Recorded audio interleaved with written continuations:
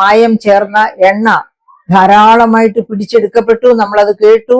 അതുപോലെ എത്രയോ ടൺ എണ്ണ ഇവിടുത്തെ പാവപ്പെട്ട മനുഷ്യരുടെ ഉദരത്തിൽ എത്തിക്കാണും, പിടിച്ചെടുത്തത് കൂടാതെ തന്നെ.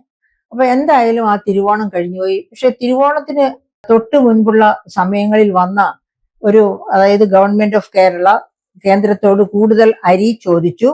കൂടുതൽ അരി ചോദിച്ചപ്പോൾ, സാധാരണ കിട്ടുന്നതിനേക്കാൾ കൂടുതൽ അരി ചോദിച്ചപ്പോൾ കേന്ദ്രം അത് പുറത്തു നിന്ന്, അതായത് വില കൊടുത്തു വാങ്ങാനുള്ള ഒരു നിർദ്ദേശം നൽകി.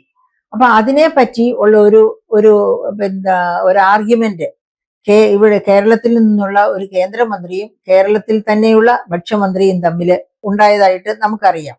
ഇവിടുത്തെ ഭക്ഷ്യമന്ത്രി പറയുന്നു പബ്ലിക് ഡിസ്ട്രിബ്യൂഷൻ സിസ്റ്റം, അതായത് പൊതുവിതരണ സമ്പ്രദായം, അതായത് റേഷൻ കൊടുക്കുന്നത് സംസ്ഥാന ഗവൺമെന്റിന്റെ ചെലവിലാണ് പൊതുവിതരണ സമ്പ്രദായവും റേഷനും ഒക്കെ നടപ്പാക്കുന്നത് എന്നായിരുന്നു ഇവിടുത്തെ കൃഷി മന്ത്രിയുടെ അഭിപ്രായം.